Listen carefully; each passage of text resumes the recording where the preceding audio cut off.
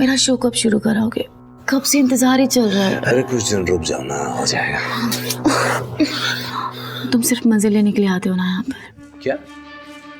तो क्या मैं अकेले मजे ले रहा हूँ यहाँ पे? और एक बात याद रखो, अगर कोई मजेदार चीज खा रहे होते ना तो उसका मजा जबान पर रहने देते हैं, ऐसे मजा किरकिरा नहीं करते। अरे नहीं मिथिलेश, मेरा मतलब वो नहीं था। मैं सिर्फ इतना कह रही थी कि तुम ट्राई भी नहीं कर रहे हो और मैंने तुम्हारी हर ख्वाहिश पूरी की है ना। अरे छोड़ो यार, you anyway spoiled my mood. Mithilesh, It's half done. मेरी बात तो सुनो मिथिलेश।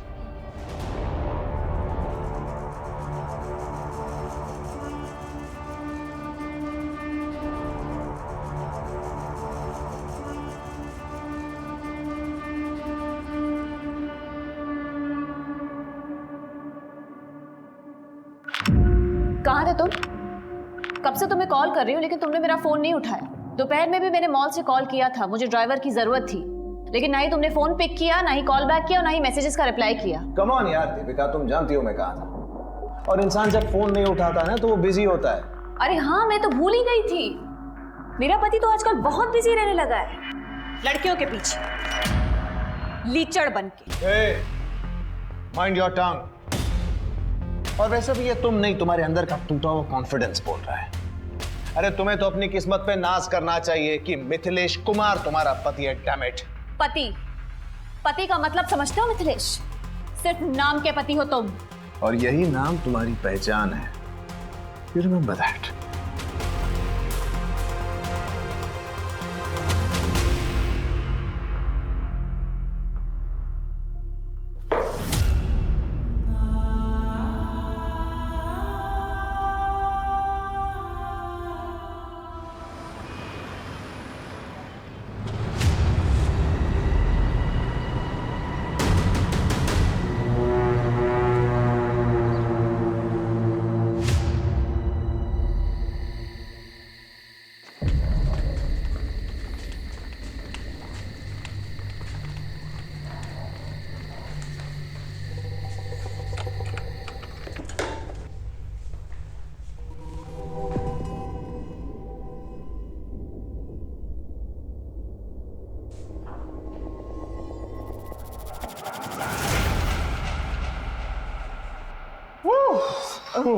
सर ये कल की न्यूज़ की अपडेट आ गई। आप एक बार बहुत देख काम हो लीजिए गया यार, घर जाओ। No one disturbs me tonight, okay?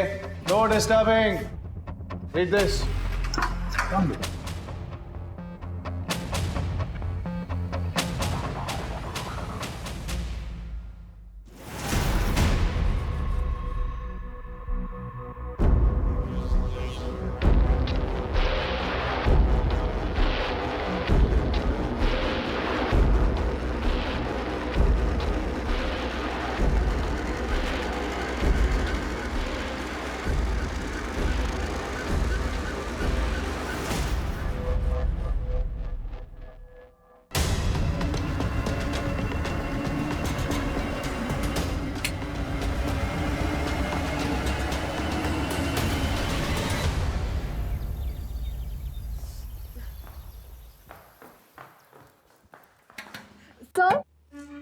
Sir sir sir sir आपके घर से कॉल आ रहा है, आपका फोन बंद है शायद।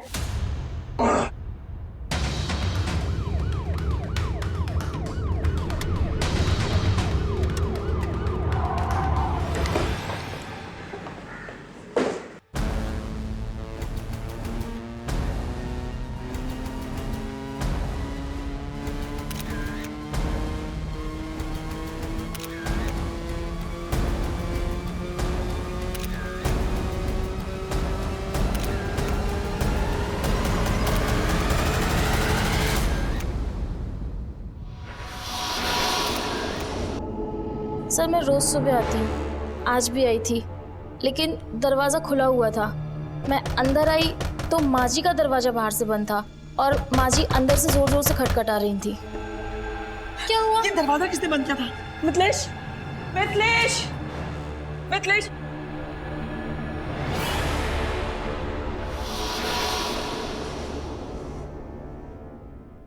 घर की डुप्लीकेट चाबी है ना तुम्हारे पास?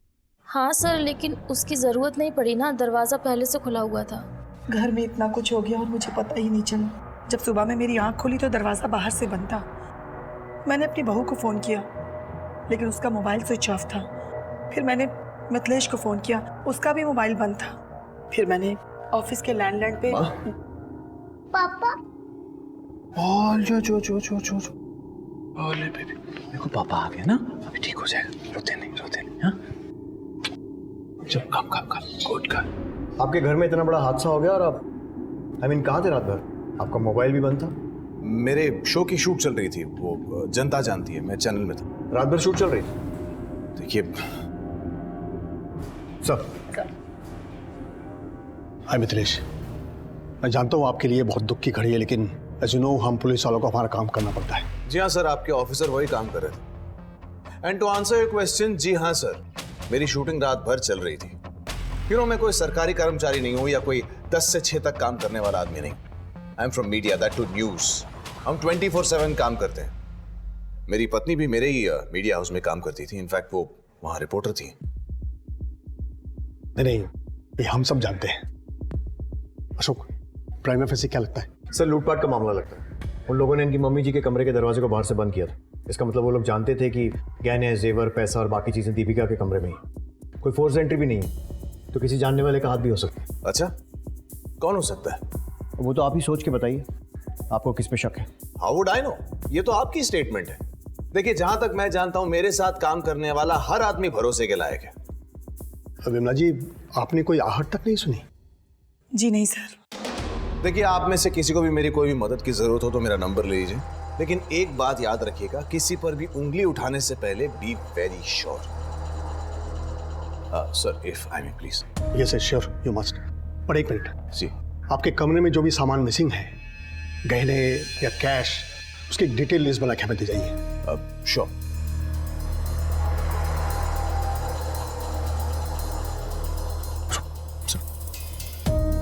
देखो शुभ, ये केस बहुत ही सेंसिटिव है और इसकी पहुंच बहुत ऊपर तक है, इसलिए इससे कोई भी बात करने से पहले हमें पहले अच्छे से होमवर्क करना होगा। तुम ये फॉर्मेलिटीज पूरी करके ऑफिस पहुंचो, हम वहीं बैठ के बात करते हैं। सर, कृतिका, लाश का पंचनामा करके बॉडी को पोस्टमार्टम के लिए भेजो। सर। और आसपास के सारे सीसीटीवी चेक करो, शायद किसी के फुटेज में वो चोर आते या जाते हुए कैप्चर हुए। और पड़ोसियों से पूछताछ करो रात में अगर किसी ने कुछ देखा हो तो।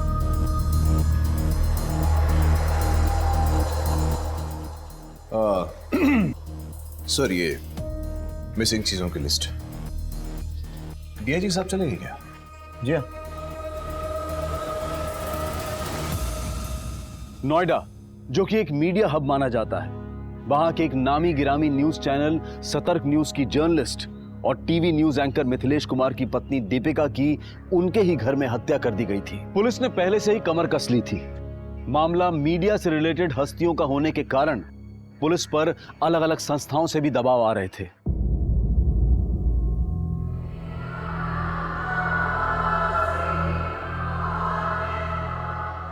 May I come in, sir?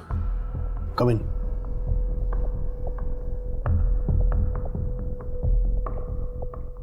Sir, ये मिथिलेश की केस फाइल। सर, उसने चोरी हुए सामान की लिस्ट दे दी है। सीसीटीवी में कोई आता जाता नजर आया था? नहीं सर, बंगले का सीसीटीवी सिस्टम 1 महीने से बंद पड़ा है, लेकिन एक टीम आसपास और मोहल्ले को खंगाल रही है, पर अब तक कोई सक्सेस नहीं मिली है। अपने वांटेड क्रिमिनल्स की लिस्ट निकालो और चेक करो कि उनमें से कोई उस वक्त वहां था या नहीं। सर, सारे ज्वेलर्स और सेकेंड हैंड माल बेचने और खरीदने वाले, इनको अलर्ट कर दो। अपने खबरियों को भी काम पर लगा दो। सर। ये दीपिका की पोस्टमार्टम रिपोर्ट। उसके शरीर पर 18 बार वार किया गया। 18? लगता है कातिल कोई चांस नहीं लेना चाहता था कि दीपिका बच जाए, लेकिन क्यों? सर, हो सकता है दीपिका ने उसका चेहरा देख लिया होगा। कृतिका, ऐसा लगता नहीं है, क्योंकि विमला ने ना तो कोई आहट सुनी थी और ना ही कोई आवाज सुनी थी, और उन लोगों ने विमला के रूम का दरवाजा बाहर से बंद कर दिया था। जब सुबह में मेरी आंख खुली तो दरवाजा बाहर से बंद था। अगर वो लोग लूट के इरादे से आए थे तो विमला को भी लूटते, उसे क्यों छोड़ा? मुझे लग रहा है कि हमें दिखाया कुछ और जा रहा है और असली फिल्म कुछ और ही है। तो फिर अब हमें क्या करना चाहिए सर? दीपिका की सारी डिटेल्स निकालो, उसके मोबाइल रिकॉर्ड्स टटोलो। दीपिका एक रिपोर्टर थी तो पता करो हाल फिलहाल में कौन से असाइनमेंट्स पर काम कर रही थी। उसकी पर्सनल और प्रोफेशनल दोनों जिंदगियां खंगालो। घर, ऑफिस, आसपास जहां से जो भी इंफॉर्मेशन मिलती है लेकर आओ। सर। पुलिस ने मामले की संजीदगी को समझते हुए तुरंत ही एक टीम का गठन किया और तहकीकात शुरू कर दी।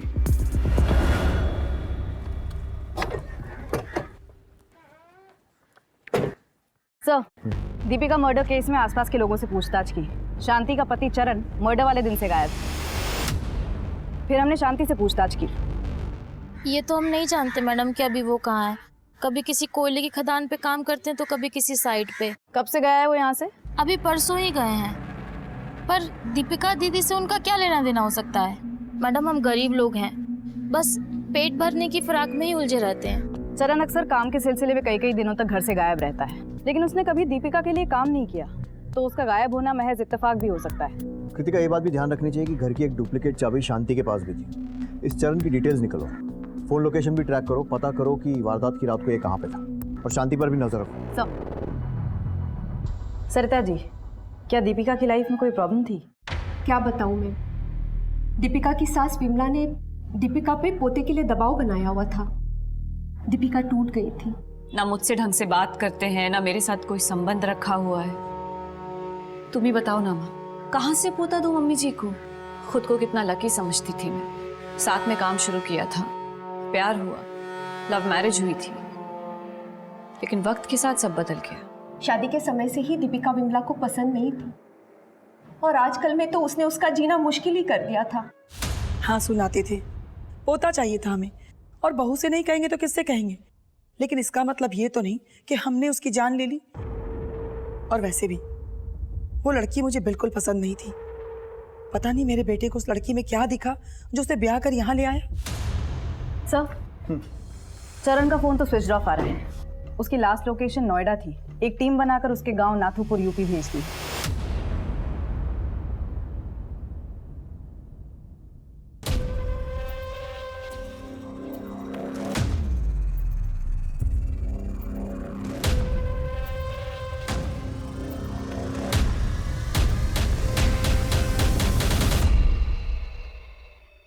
दीपिका के कॉल लिस्ट में एक नंबर है, विजय का,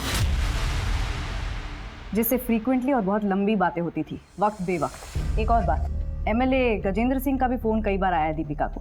क्या ऐसा तो नहीं कि दीपिका का किसी के साथ अफेयर चल रहा था? कह नहीं सकते सर, लेकिन दीपिका की माँ के हिसाब से दीपिका और मिथिलेश का रिश्ता सही नहीं था, और उसकी सास विमला भी उसे बच्चे के लिए काफ़ी सुनाती रहती थी। कहीं ऐसा तो नहीं कि ये मर्डर परिवार ने ही प्लान किया? जब तो कोई ठोस सबूत नहीं मिल जाता, किसी को रूल आउट नहीं कर सकते। इस विजय को थाने बुलाओ। एक मिनट। हाँ सर, कांस्टेबल गीता का फोन था। वारदात की रात मिथिलेश की रिकॉर्डिंग 11 बजे ही खत्म हो गई थी। अरे नहीं डीआईजी साहब, मुझे आपकी टीम की काबिलियत पे कोई शक नहीं है, बस ना उनके काम करने के तरीके से थोड़ी सी शिकायत है। Okay sir. Yes. Oh please come, आइए। अभी आपके वो डीआईजी साहब से ही बात। बैठिए बैठिए। So tell me sir, how can I help you? अब तक की इन्वेस्टिगेशन से ये बात सामने आई है कि दीपिका के रिलेशन आपसे और आपकी माता जी दोनों से ठीक नहीं थे। So what? सर देखिए, मैं कोई सीन नहीं क्रिएट करना चाहता हूं, लेकिन आपको एक बात बता दूं, आप इस दुख की घड़ी में एक इनोसेंट फैमिली को बुरी तरह से हैरेस कर रहे हैं। हम किसी को हैरेस नहीं कर रहे, सिर्फ अपना काम कर रहे हैं।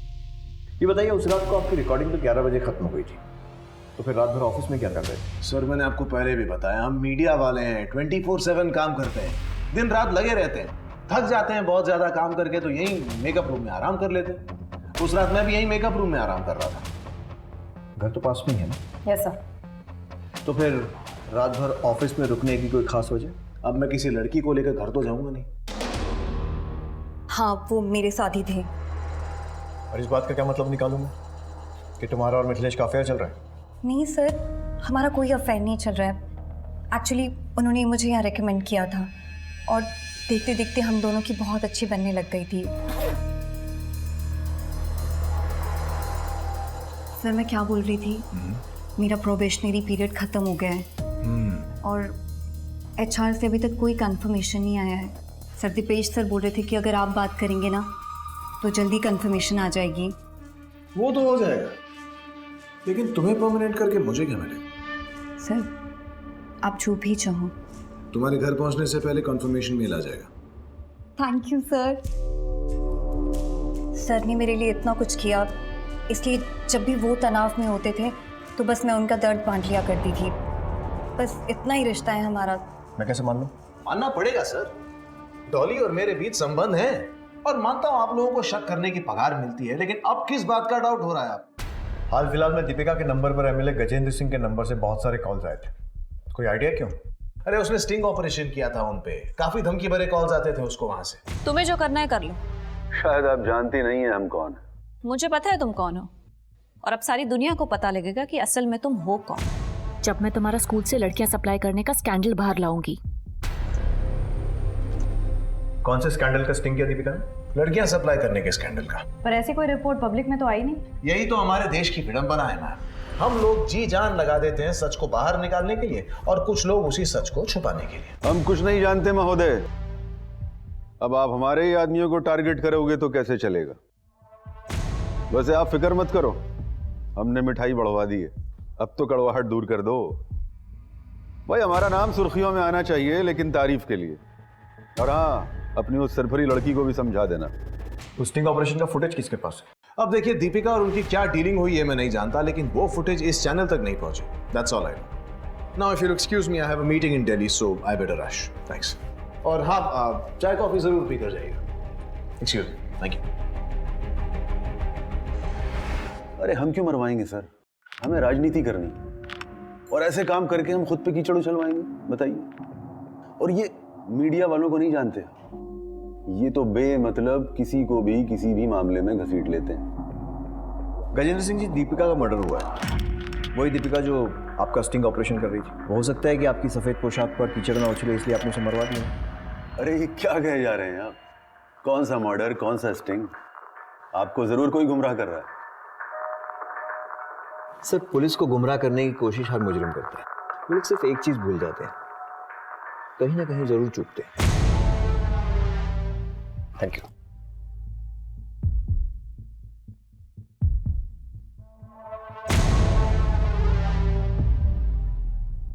अगर वाकई में कोई स्टिंग ऑपरेशन हुआ है तो इस एमएलए ने दीपिका को खरीदने की कोशिश जरूर की होगी। हमें दीपिका के बैंक अकाउंट चेक करने चाहिए। सर, दीपिका सच को बेनकाब करने में लगी हुई थी। वो समाज के लिए कुछ करना चाहती थी। उसने पहले भी ये जिम्मेदारियां निभाई थी। क्या दीपिका इसी का कोई खामियाजा भुगत रही थी, या फिर इस निर्मम हत्या के पीछे का राज कुछ और ही था? गजेंद्र सिंह जैसे मोटे खाल का आदमी ये कभी नहीं कबूल करेगा कि उसने कुछ किया है। जी सर, हम लोग मिथिलेश पर भी नजर रखे हुए हैं। बड़ा अजीब केस है। ना पत्नी की मौत का गम है, ना उसकी कमी खल रही है। मिथिलेश की माँ और दीपिका के बीच में भी बेटा पैदा करने को लेकर अनबन होती रहती थी। कुल मिलाकर दीपिका की फैमिली लाइफ डिस्टर्ब थी और बाहर से भी खतरा था। नो, ये गेस वर्क से काम नहीं चलेगा। हमें हाथ में ठोस सबूत चाहिए। अगर तुम्हें शक है तो मिथिलेश के ऑफिस की सीसीटीवी फुटेज चेक करो। सर,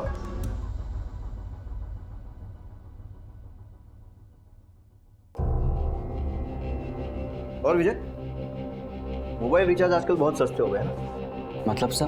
दीपिका से तुम्हारी वक्त बेवक्त बात होती थी, जान सकता हूँ क्या वजह थी? सिर्फ काम के सिलसिले में हमारी बात होती थी।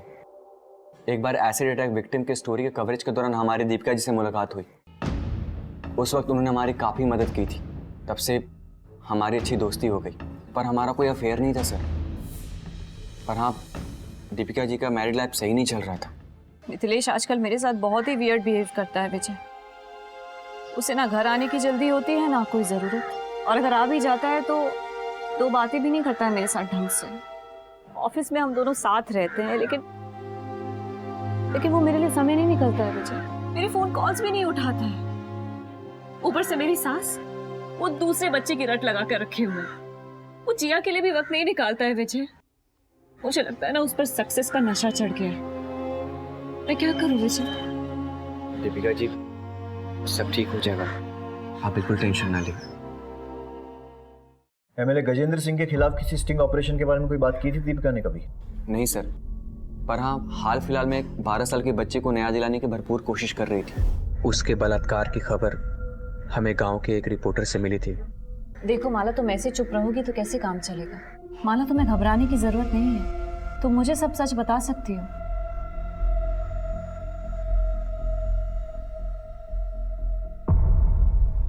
बताओ माला। दीदी, गुड्डू भैया ने मेरे साथ जबरदस्ती की।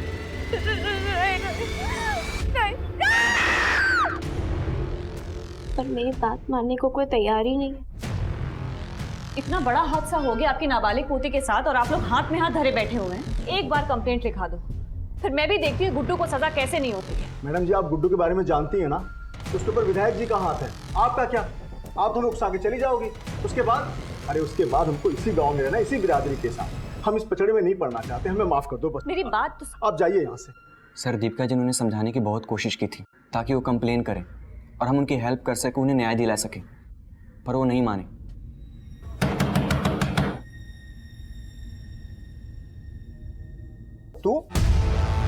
तू फिर वापस आ गई? हाँ, तू ऐसे नहीं मानेगी। रुक, बताता हूँ। आखिरी बार चेतावनी दे रहे हैं, दोबारा इस गांव में दिखाई दी ना तो जान से जाएगी। ठीक है, मैं चली जाऊंगी और दोबारा कभी नहीं आऊंगी। मुझे बस एक बार माला से मिलना है, बस। नहीं, ये नहीं हो सकता। ठीक है, तो तुम भी इस गलतफहमी में मत रहना कि तुम बच जाओगे। धमकी दे रही है मुझे? हाँ, जाती है, काट दो तुझे मैं। बाबूजी, बाबूजी आप अंदर जाइए। मैं बात कर रहा हूँ ना। नहीं, हम बात कर रहे हैं। मैं बात कर रहा हूँ, तुम क्या बात कर रही? बाबूजी। अबे तुम। दीपिका गुड्डू को एक नाबालिग लड़की के रेप के जुर्म में सजा दिलवाना चाहती थी। कहीं ऐसा तो नहीं है कि गुड्डू ने ही बचने के लिए दीपिका को मार दिया हो? या फिर समाज और बिरादरी के डर से जगताब ने ही कोई खेल खेला? अब इस बात का खुलासा तो माला ही कर सकती है। माला से पूछताछ करो और विजय पर भी नजर रखो। सब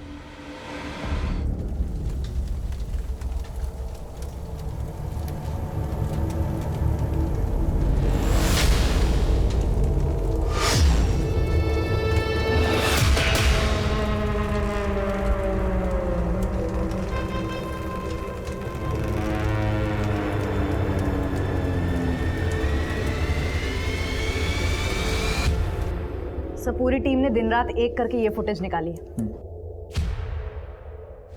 ये नकाबपोश लोग इस गाड़ी में बैठकर रफू चक्कर हो गए। गाड़ी का नंबर निकालो और मालिक का पता लगाओ।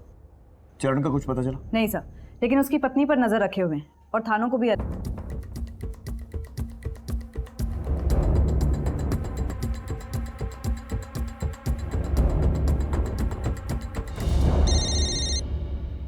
हाँ बोल। ओके सर, मिथिलेश के ऑफिस में एक लड़की है जानवी। इन दिनों मिथिलेश उस पर बड़ा मेहरबान है, जबकि कुछ दिन पहले उसकी बेइज्जती की थी। वेलकम फ्रेंड्स, मैं आपकी होस्ट जानवी शर्मा आपके सामने हूँ मेरे अपने show news on the run with Janvi. जिस शो का कॉन्सेप्ट नोट तुम्हारे चेहरे पर फेंका गया था, अब वही शो तुम होस्ट कर रही हो। News on the run with Jahnavi, ये यूनिक कॉन्सेप्ट लोग जरूर देखना पसंद करेंगे। आपको मेरा आइडिया कैसा लगा सर? ये कॉन्सेप्ट है ये? It's a idea. स्टैटिस्टिक्स देखी है तुमने? तुम्हें क्या लगता है मैं तुम्हारी सिफारिश करूंगा और ऊपर बैठे लोग खुशी खुशी तुम्हें ये शो होस्ट करने देंगे? You're dreaming. Get a life. Sir, मुझे किसी भी कीमत पे प्रमोशन चाहिए था। मेरा खुद का शो होस्ट करने का ऑनर चाहिए था, लेकिन वो मिथिलेश कुछ कर ही नहीं रहा था। बस इसी वजह से हम दोनों के बीच में झगड़े होने लगे। और जब इस रिलेशन और झगड़ों के बारे में दीपिका को पता चला तो उसे मार दिया या फिर मरवा दिया, राइट? नहीं सर, ऐसा नहीं है। इनफैक्ट मैंने खुद इसके बारे में दीपिका को बताया था। मैं बस इतना कह रही हूँ कि आपके हस्बैंड आपके साथ लॉयल नहीं है। मैं जानती हूँ, और इतना भी जानती हूँ कि जब तक तुम जैसी लड़कियां कामयाबी के लिए समझौता करने के लिए रेडी है ना, तब तक कोई भी हस्बैंड लॉयल हो ही नहीं सकता।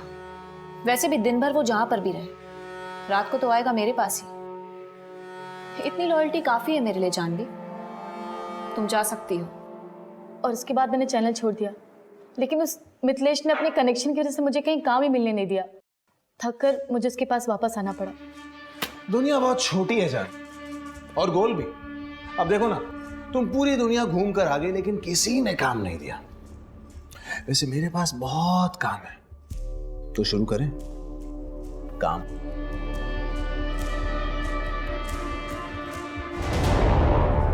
तुम्हारा चैनल छोड़कर जाना और फिर दीपिका की मौत के बाद वापस आ जाना, कहानी में यही एक ट्विस्ट है।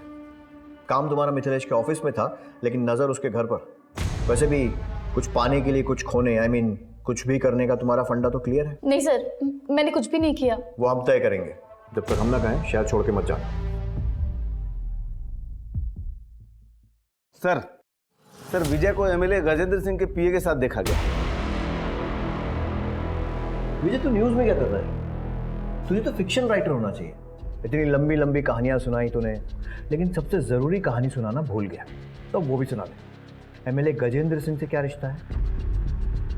वो गजेंद्र सिंह ने कुछ पैसे दिए थे पहुंचाने के लिए। कैसे पैसे? वो दीपिका जी से सबूत निकलवाने के पैसे। और तूने अपनी दोस्त को जो तुझ पर इतना भरोसा करती थी धोखा दे दिया। क्या करे सर, तरक्की के लिए करना पड़ता है। शाबाश। किसको पहुंचाए थे पैसे?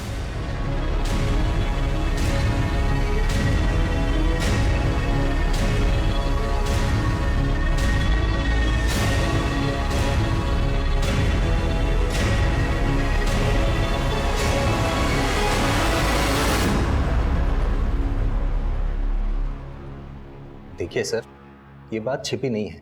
हर एक चैनल को किसी ना किसी राजनीतिक पार्टी से फंडिंग मिलती रही है। हमें भी गजेंद्र सिंह से फंडिंग मिलती है, तो हम उनका स्टिंग ऑपरेशन करवाकर अपने पांव पर कुल्हाड़ी क्यों मारेंगे? सर ये इन दोनों की मिली भगत है। हो सकता है पैसा देने के बाद भी गजेंद्र सिंह ने दीपिका से बदला लिया। पॉसिबल है, बस वो चोरों की टोली एक बार हमारे हाथ लग जाए।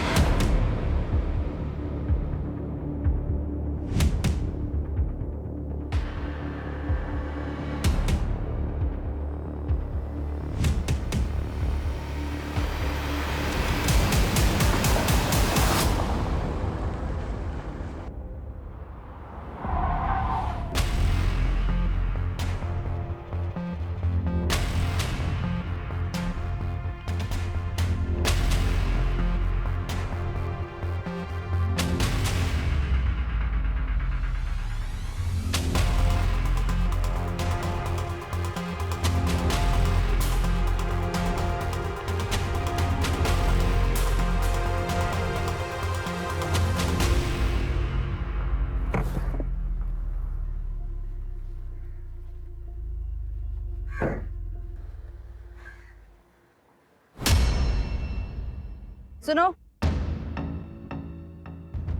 नाम क्या है तुम्हारा? और ये मिथिलेश को कैसे जानती हो? आप कौन है? पुलिस। अपना आईडी दिखाओ।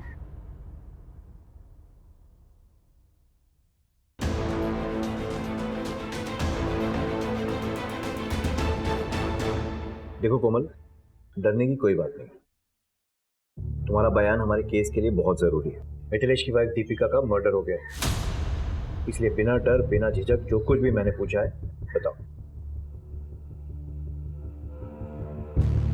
सर वो मिथिलेश सर जब भी मुझसे मिलने आते मेरे लिए कीमती गिफ्ट्स लाते थे, मुझे भी अच्छा लगता था।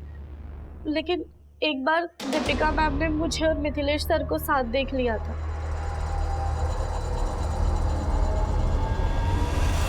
तुम्हारा मिथिलेश के साथ क्या रिश्ता है? आप कौन है? मैं मिथिलेश की वाइफ हूँ। जो तुम कर रही हो ना वो बहुत गलत है, और वो महज तुम जैसी लड़कियों को यूज करता है।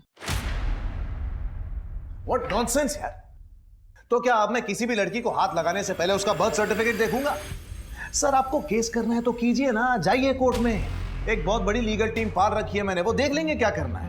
एक बात बता दूं सर, आप ना बस यही घूम रहे हैं इधर इधर मेरे आसपास, और अपना और उससे बहुत ज्यादा इंपॉर्टेंट मेरा टाइम वेस्ट कर रहे हैं। अगर इतनी मेहनत आपने असली कातिल को ढूंढने में की होती ना, तो शायद आज वो बिहाइंड बार्स होता और शायद आपकी वर्दी बच जाती। क्योंकि आपका ये केस तो चलता रहेगा सर, लेकिन मैं बहुत जल्द आप पर मानहानि का केस ठोक कर रहूंगा। सर, कांस्टेबल हरीश से पता चला है कि गांव में कई दिनों से किसी ने भी माला को नहीं देखा है। इस जगताप और गुड्डू दोनों को उठवाओ। सर। क्या? सुन, पुलिस को भनक लग गई, वो कभी भी आ सकती है। एक काम करते हैं, कुछ दिनों के गुजरात चले चलते हैं।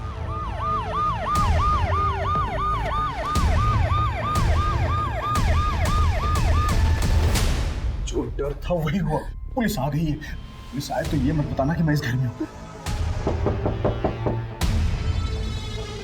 माला कहाँ है? जगताप कहाँ है?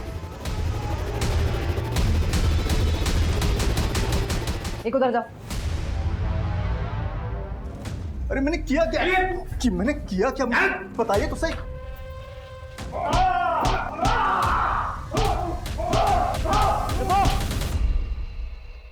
माला कहाँ है? बता कहाँ है माला? क्या किया तूने उसके साथ? तूने उसे मार दिया या गुड्डू को बेच दिया? बोल। क्यों मारूंगा मैं माला को? मैं तो माला को खुद ढूंढ रहा हूँ, क्योंकि माला मेरे कमाई का जरिया थी। मतलब ये कि गुड्डू हमें हर महीने 25,000 रुपए देता था अपना मुंह बंद रखने के लिए, ताकि ये मामला हम पुलिस स्टेशन तक न ले जाएं। गुड्डू कहाँ है? मुझे क्या पता गुड्डू का है? तो उसे बताता हूँ।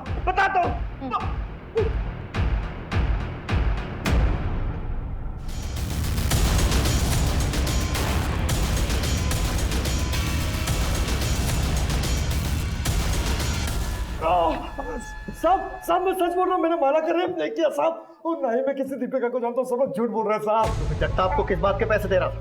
हाँ? और माला ने तेरा नाम क्यों लिया?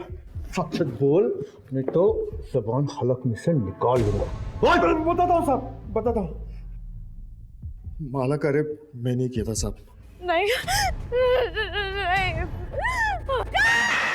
माला कहाँ है ये जगता भी जानता है, मैं कुछ नहीं जानता सर।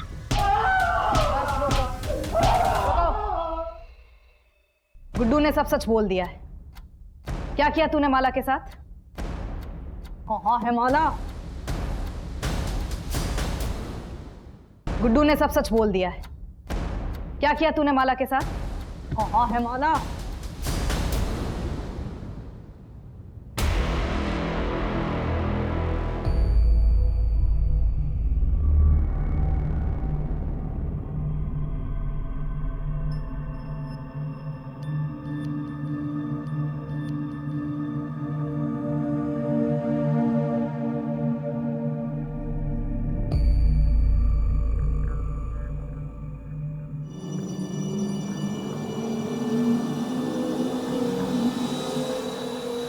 कहाँ जा रही है तू आधी रात को? हाँ? मैं पुलिस स्टेशन जा रही हूँ, कंप्लेन लिखवा रहे हैं। दीपिका दीदी ने सही कहा था, गुड्डू भैया को सजा मिलनी चाहिए। पागल हो गई है तू? कंप्लेन लिखाएगी? पुलिस स्टेशन जा रही है? चल चल घर चल। नहीं, मैं नहीं आऊंगी। मैंने कहा घर चल। मेरा हाथ छोड़ो। जिद न कर, तू घर चल। तू चल।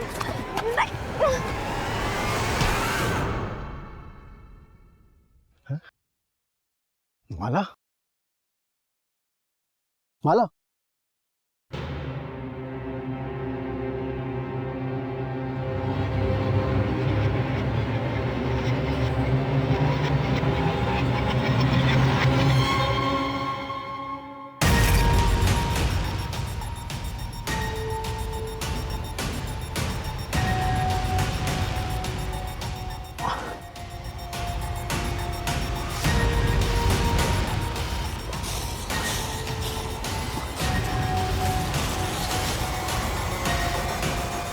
माला मर चुकी है, लेकिन उसे मारने का मेरा कोई इरादा नहीं था।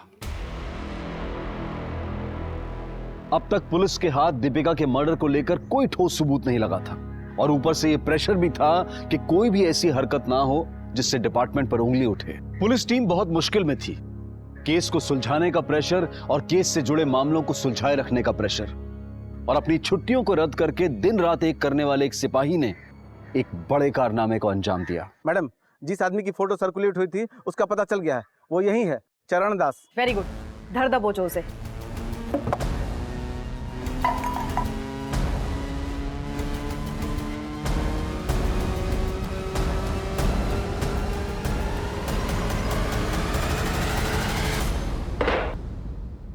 आपके चरण हमारे थाने में पड़े, हम तो धन्य हो गए। मैं कुछ नहीं जानता सर, मैं तो सिर्फ चोरी के इरादे से घर में घुसा था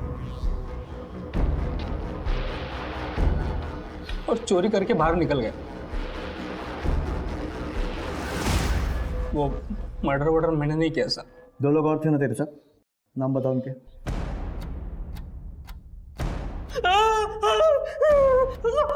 बता दे, नहीं तो ये चरण चलने के लायक नहीं रहेंगे। लाखा और सनी साहब। कहाँ मिलेंगे? फरीदाबाद।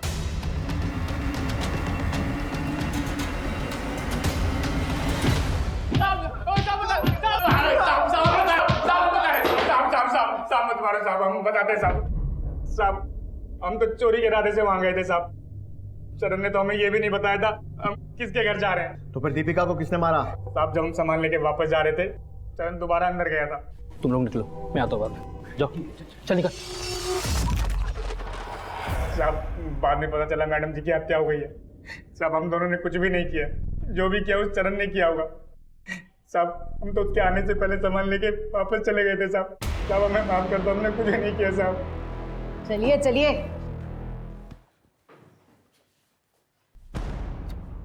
कृतिका, हॉस्पिटल में इन्फॉर्म कर दो कि एक बेड खाली कर दे, एक पेशेंट और आने वाला है।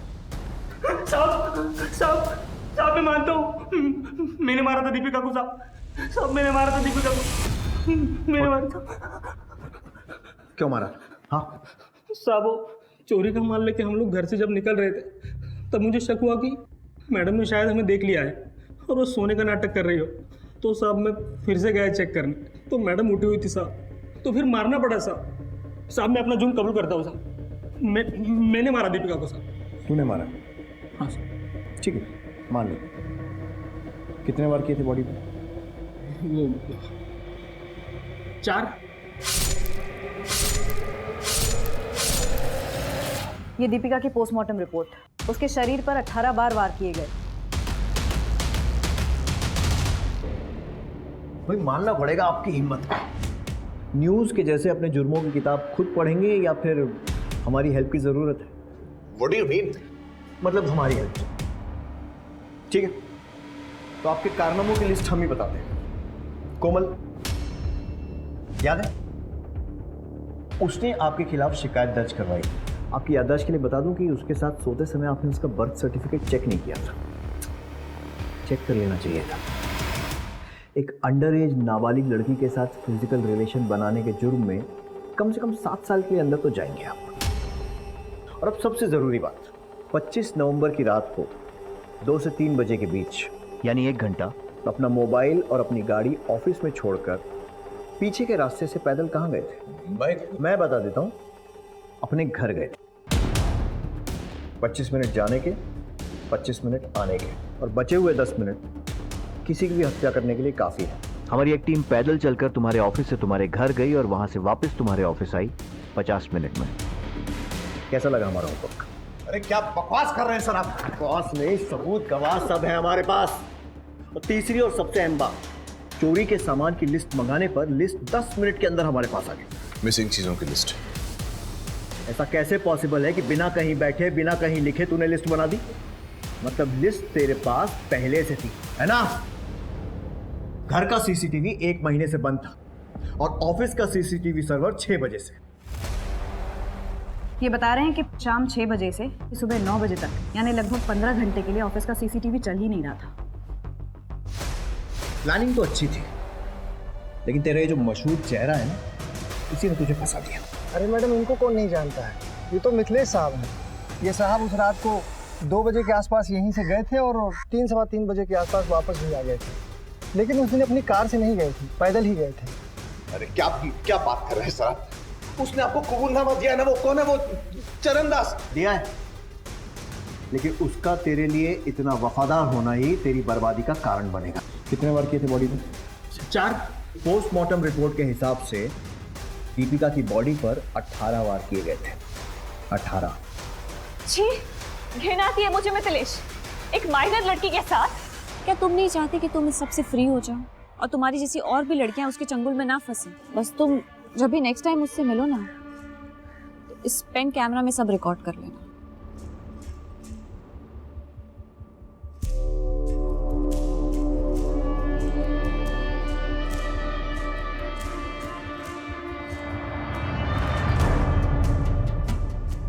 कल सुबह मैं तुम्हारा असली चेहरा सबके सामने लूंगी।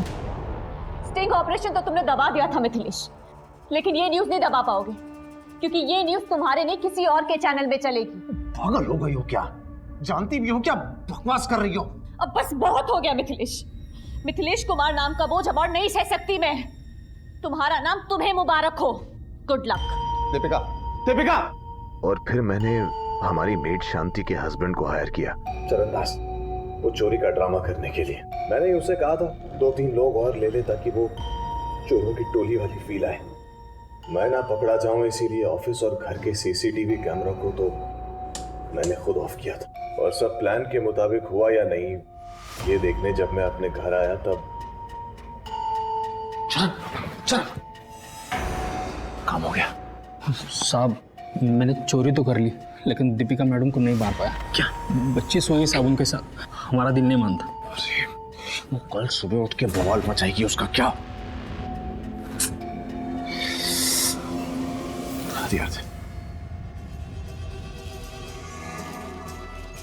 यही वेट करना।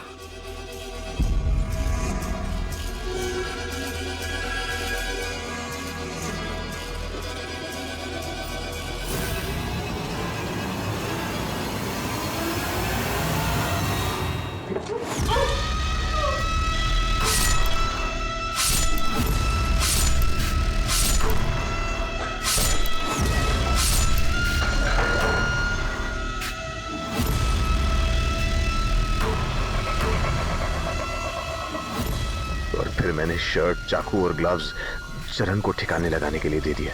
अगर पकड़ा गया तो जुर्म कबूल कर लेना। याद रखना, इतने पैसे दूंगा कि 7 पुश्ते बैठ के खाएंगे बेटा, ठीक है ना? अगर रिलेशन पसंद नहीं था तो डाइवोर्स ले लेता, ये सब करने की क्या जरूरत? मैं मिथिलेश कुमार हूं सर, मिथिलेश कुमार। अगर डिवोर्स देता तो तगड़ी आलिमनी देनी पड़ती मुझे। मैं तो खुद चाह रहा था कि वो मुझे छोड़कर चली जाए, लेकिन वो गई नहीं। और अब तू जाएगा जेल की सलाखों के पीछे। दीपिका के कत्ल की साजिश उसके अपने ही पति ने रची थी। मिथिलेश ने एक पराई स्त्री और अपनी बुरी आदतों के कारण उस लड़की को अपने रास्ते से हटा दिया, जो कि ना सिर्फ उसकी एक पत्नी थी, एक मां थी, बल्कि एक होनहार पत्रकार थी जो खुद इस समाज को एक बेहतर जगह बनाना चाहती थी। अब मैं अनूप सोनी आपसे विदा लेता हूं, फिर मुलाकात होगी क्राइम पेट्रोल सतर्क के ब्लैक हेडलाइंस अध्याय में एक और नए केस के साथ। और याद रखें, क्राइम और आपके बीच में सिर्फ इतना फर्क है कि आप कितने सतर्क हैं। सतर्क रहें, सुरक्षित रहें।